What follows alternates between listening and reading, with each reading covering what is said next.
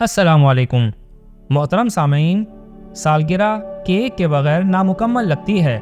اور کیک پر اگر موم بتیاں نہ لگی ہوں تو کیک سونا لگتا ہے۔ لیکن کیا آپ جانتے ہیں کہ یہ عمل ہزاروں بیکٹیریاؤں کی منتقلی کا باعث بن سکتا ہے؟ امریکہ کی کلیمسن یونیورسٹی میں فوڈ سیفٹی کے پروفیسر پال ڈاسن کی طرف سے کی گئی تحقیق کے مطابق جب موم بتیاں بجھائی جاتی ہیں تو 15 ٹائمز زیادہ بیکٹیریا اس کیک پر آ جاتے ہیں بنسبت اس کیک کے جس پر پھونک نہیں ماری گئی۔ یاد رہے، ایک سانس سے 600 سے 7000 تک بیکٹیریا ریلیز ہوتے ہیں، یعنی یہ پرسن ٹو پرسن ویری کرتا ہے۔ جتنا زیادہ پھونک مارنے والا انسان گندا یا کیئرلیس ہوگا، اتنے ہی جراثیم ریلیز ہوں گے۔ اس تحقیق کو لے کر پروفیسر ڈاسن کا کہنا ہے کہ اگر کوئی کیک پر لگی موم بتیاں پھونک مار کر بجھائے گا تو بھائی میں تو اپنے کیک کے ٹکڑے کے اوپر کی تہہ کو پھینک دوں گا۔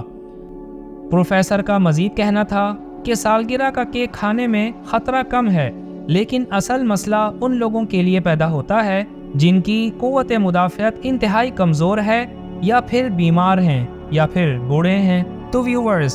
جن لوگوں سے ہم نے برتھ ڈے منانے کا طریقہ لیا ہے، اب وہی لوگ کیک پر لگی موم بتیوں کو پھونک سے بجھانے پر خبردار کر رہے ہیں، تو پھر اس چیز پر عمل درآمد کیجیے۔ اس مقام پر یہ بات بھی ہمارے بہت سارے ویورز کے لیے نئی ہوگی کہ اللہ کے رسول صلی اللہ علیہ وسلم نے تقریباً 1450 سال پہلے ہی کھانے پینے کی چیزوں پر پھونک مارنے کے عمل کے بارے میں مسلمانوں کو ہدایات دی تھیں، جیسا کہ حضرت ابن عباس رضی اللہ عنہ سے روایت ہے، کہتے ہیں کہ رسول اللہ صلی اللہ علیہ وسلم نے اس سے منع فرمایا کہ برتن میں سانس لیا جائے یا اس میں پھونکا جائے، یعنی برتن میں سانس لینا تو جانوروں کا کام ہے، اور گرم دودھ یا چائے کو پھونکوں سے ٹھنڈا نہیں کرنا چاہیے،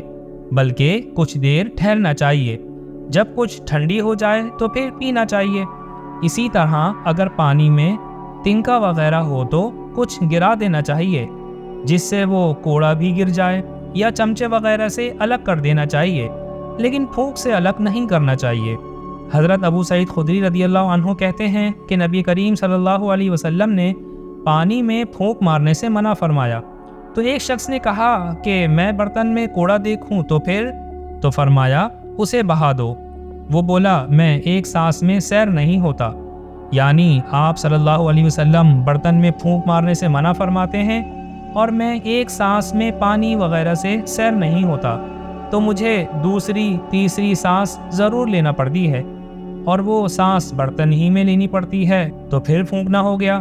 اس کے جواب میں رسول خدا صلی اللہ علیہ وسلم نے فرمایا کہ یہ پیالہ اپنے منہ سے الگ کر لو، پھر سانس لے لو۔ تو محترم سامعین، ٹھنڈا کرنے کے لیے یا تنکا وغیرہ دور کرنے کے لیے پانی میں یا دودھ میں یا کسی بھی پینے کی چیز میں پھونک نہیں مارنا چاہیے۔ اسی طرح کھانے کی کسی چیز میں بھی پھونک نہیں مارنی چاہیے، اور پانی کو 3 سانس میں پینا چاہیے۔ تو اس میں بھی اس بات کا دھیان رکھا جائے کہ پانی کے گلاس کو منہ سے ہٹا کر سانس لیا جائے، گلاس میں سانس نہ لیا جائے۔ تو ویورز، ان باتوں سے اگر آپ کے علم میں اضافہ ہوا ہو تو ان باتوں کو اپنے حد تک نہ رکھیے، بلکہ آگے بھی شیئر کیجیے۔